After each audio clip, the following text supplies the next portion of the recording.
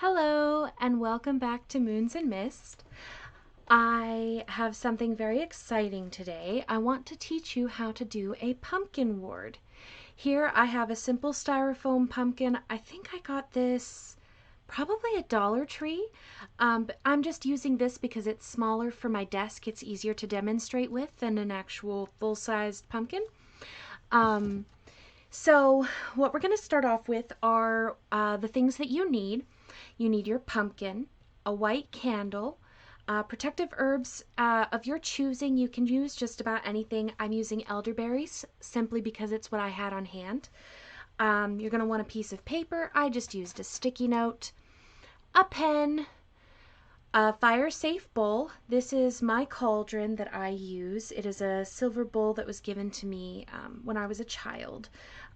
This is very near and dear to my heart, and I use it as my cauldron now. It's perfectly fire-safe. And your intention. So with all of that, we're going to start off like you should always do. You should always cleanse your space first. So I have some blue sage here. Don't worry, it is not white sage. I do not use white sage in my practice because it is not my practice to use it. So I like to get it nice and hot.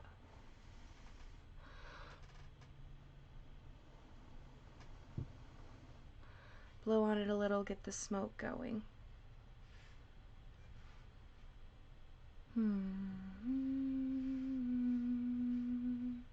One thing you'll learn about me here on this channel is I use sound often as a way of cleansing and preparing myself for my practice. So if you hear me randomly humming, that is most likely why.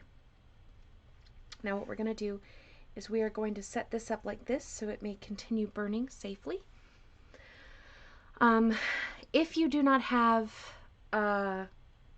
sage or any other smoke bundle, or you're not able to use smoke cleansing in your place that you're practicing, I highly suggest you purchase a selenite wand.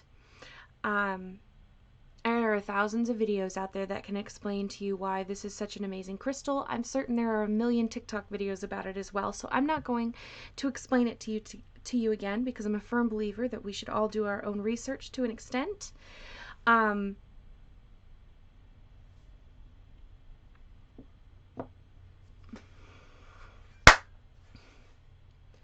Now, if you're not able to use a smoke bundle to cleanse your space, or you're not able to use smoke, there are several different ways that you can choose to cleanse instead.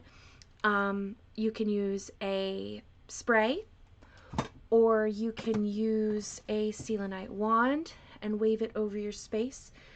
I will probably do another video later explaining on different ways of cleansing and their benefits and uses. But those are just other ways that you can do the thing.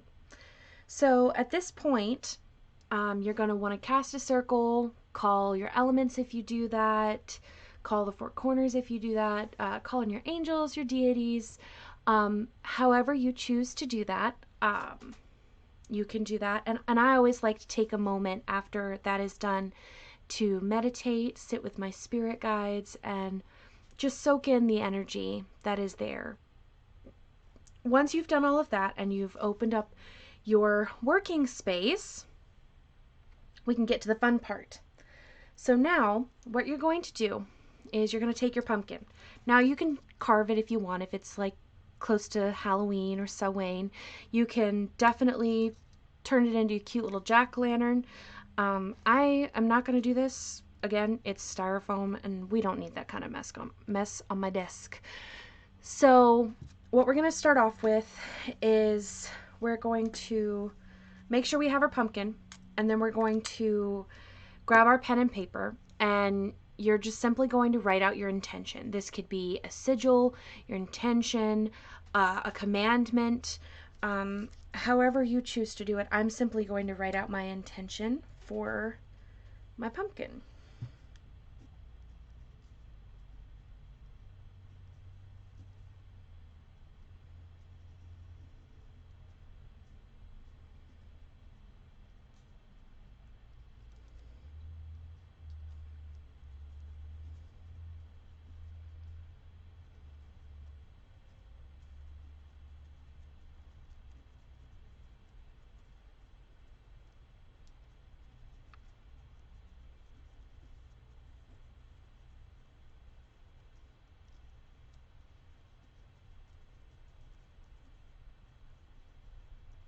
Okay, so simply here I have written, "This will protect me and my home from those who would choose to do me harm."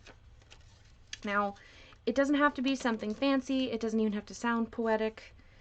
You just write your intention. Now, this has stopped burning. Yes, it is cold. So you're going to take your intention and burn it, preferably in a place that doesn't have any other ashes. So you can use these ashes on their own, not mixed in with the ashes of another intention. So what we're going to do next, we're going to let that sit and cool while it is still burning. You're going to grab your candle. Now, this is where fire safety is incredibly important. Just like I did with the note, I had a safe place to burn it, and I also have a fire extinguisher right here in my office where I can do what needs to be done if things get out of hand. It's incredibly important that you are smart when you are working with fire. The same goes for when working with candles.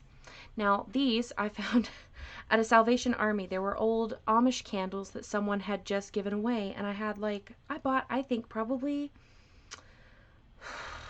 there were probably 20 of them I got for 49 cents a box, but I don't think I could have made a better deal. So what we're going to do is we're going to light our candle here, and we're going to let it burn a little bit. And I like to angle my candle downwards just a touch. You don't want to angle it all the way down because the wax can end up dripping where it shouldn't. So we're just going to drip this wax on the top of our pumpkin.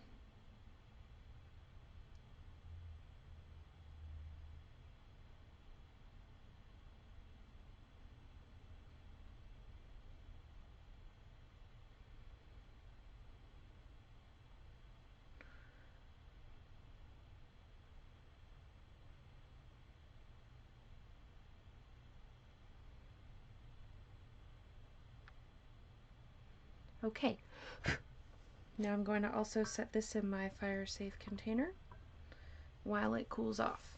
Alright, so we have our wax that is freshly dripped onto our pumpkin. I'm going to grab a couple of elderberries. Now, on a lot of TikToks and things, I don't know, I've noticed that a lot of people, they use like a lot of herbs and things all at once. And I think sometimes people think is less is more, or more is more. But I tend to think less is more. I don't ever feel like I should waste any of my herbs or things. I want to make things last as long as possible, because I don't know about you, but I'm a broke witch. So I have placed some of those on there. I'm actually going to drip a little more wax on. I'm going to trim my wick a little because it got a little long from the way I was holding it.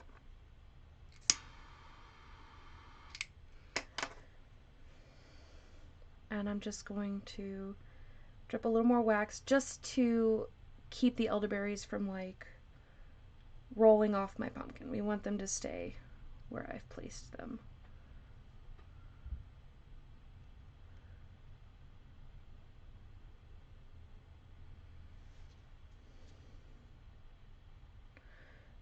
Now, as I said, please be careful because fire is fire and fire can be very dangerous.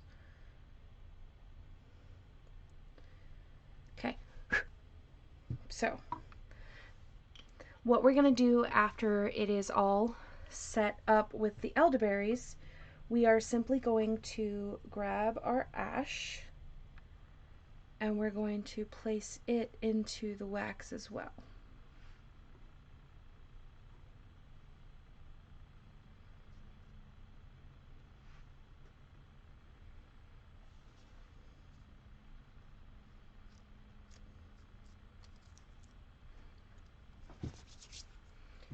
And just for, I don't know, aesthetic, I don't know, it makes me feel witchy when I use fire. We're going to add just a touch more wax over the top of this to hold that ash in place, just as we did with the elderberries.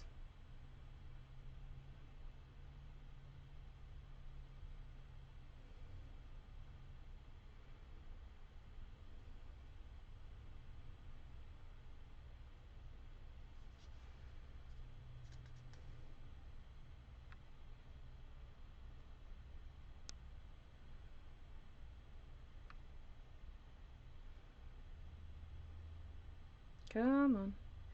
It's taking forever for the little pieces of wax to dribble down.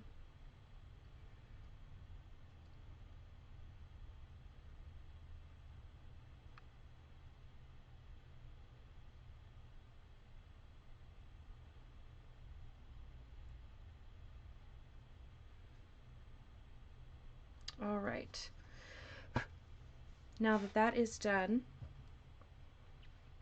we have our completed pumpkin. Now, I definitely believe in the power of words, so I would definitely come together and I would say a protective chant. I would probably say something along the lines of, I call upon and invoke the protective energy of the season around me. With death comes rebirth, so harks the thinning veil. May no harm come to those who step foot on my grounds. May my power be known to the unknown. May all who desire to do harm steer clear.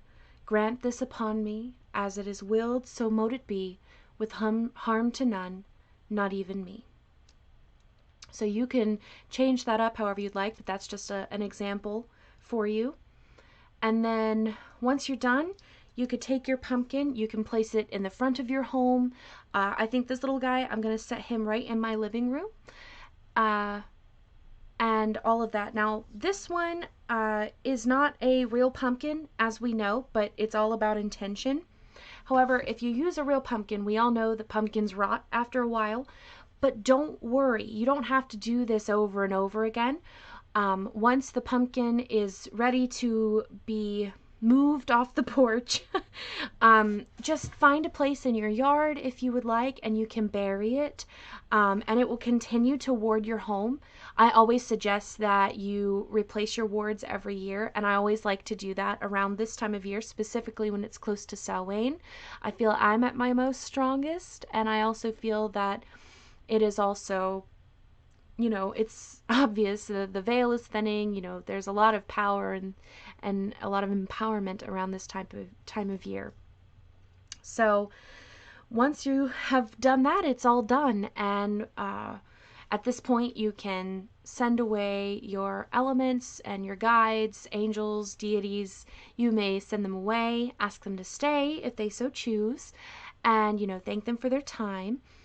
Close your circle and meditate and say a prayer of thanks. I hope this was as helpful to you as it was to me, and I can't wait to make magic with you again. Bye now.